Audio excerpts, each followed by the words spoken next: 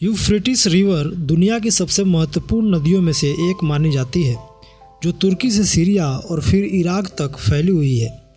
नदी का यह भाग पिछले कई सालों से इन क्षेत्रों में पानी का स्रोत रहा है, लेकिन अब यह प्राचीन नदी भयानक परिस्थितियों के कारण सूख रही है, जिसके वजह से लाखों लोग भयानक सूखा का भी सामना कर सकते हैं। यूफ्रेटिस रिवर, जिसे हिंदी में फरात नदी भी कहा जाता है, इसका सूखना कोई अचानक होने वाला घटना नहीं है, बल्कि इसके बारे में बाइबल में पहले से ही भविष्यवाणी कर दिया गया था, जो कि अब सच होते दिख रही है।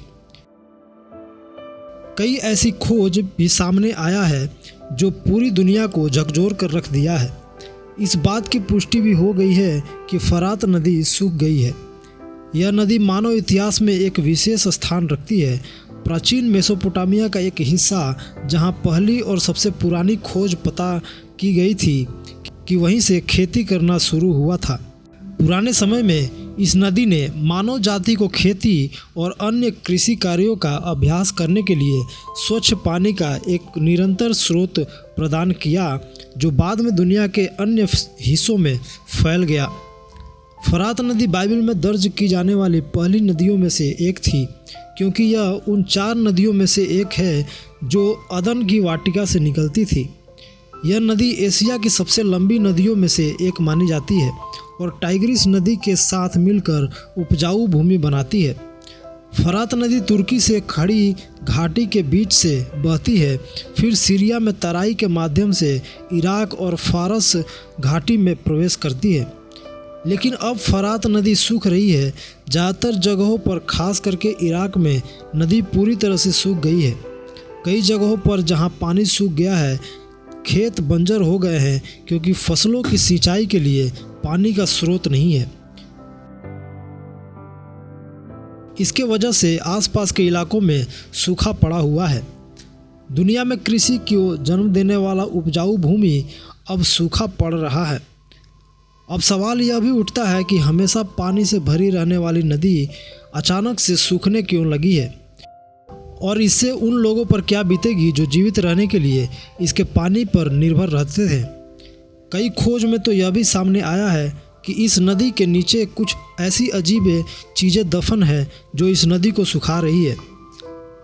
यूफ्रेटिस रिवर तुर्की, सीरिया और इराक की अर्थव्यवस्था का एक बड़ा हिस्सा भी माना जाता है, जिसमें प्रत्येक देश खेती बाड़ी में हाइड्रो इलेक्ट्रिसिटी और खेती के सिंचाई के लिए पानी का इस्तेमाल करने में मदद करता है।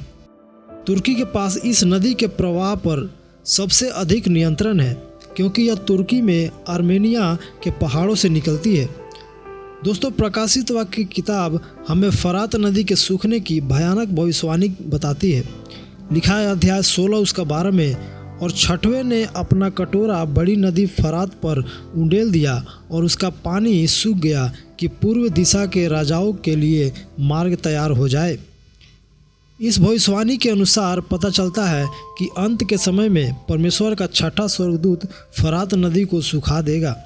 प्रकाशित वाक्य की किताब और भी कई खुलासे करती है। इस फरात नदी से कुछ भयानक चीज़ें भी निकलेगी। लिखा है प्रकाशित वाक्य अध्याय 9 उसका 13 से 15 में, और जब छठवें स्वर्गदूत ने तुरही फूकी, तो जो सोने की वेदी परमेश्वर के सामने है, उसके सींगों में से मैंने ऐसा शब्द सुना, मानो कोई छठवें स्वर्गदूत से, जिसके पास तुरही थी, कह रहा है कि उन 4 स्वर्गदूतों को जो बड़ी नदी फरात के पास बंधे हुए हैं, खोल दे। और वे चारों दूत खोल दिए गए, जो उस घड़ी और उस दिन और महीने और वर्ष के लिए मनुष्यों की 1/3 के मार डालने को तैयार किए गए थे। बाइबल के इस भविष्यवाणी के अनुसार गिरे हुए 4 स्वर्गदूत फरात नदी के नीचे जंजीरों से बंधे हुए थे, और अंत के दिनों के दौरान जैसे ही नदी सूखने लगती है, परमेश्वर का दूत इन गिरे हुए दूतों को पृथ्वी पर खुला छोड़ देगा, ताकि वे अंतिम समय के कष्ट के दिनों में मसीह के न मानने वालों पर अपना कहर ढा सके। यूफ्रेटिस रिवर के किनारे पर कुछ अजीब घटनाएं भी देखी गई है, क्योंकि लोग नदी के उन क्षेत्रों में जा रहे हैं जहां पहले जाना मुश्किल था। लोगों ने इस नदी के अंदर कई अजीब गुफाओं को भी खोजा है, जो बहुत ही अजीब आकार की है।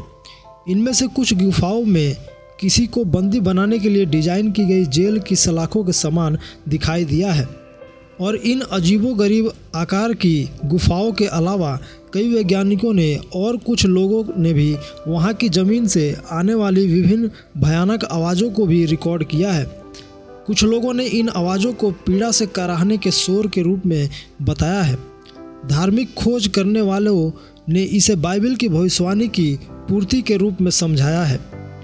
लेकिन इस बात से एक और बड़ा सवाल सामने आता है कि अगर यूफ्रेटिस रिवर का सूखना वास्तव में बाइबल की भविष्यवाणी का पूर्ति होना है, तो क्या इसका मतलब यह है कि गिरे हुए दूत जल्द ही मानव आबादी के 1/3 को नाश कर देंगे?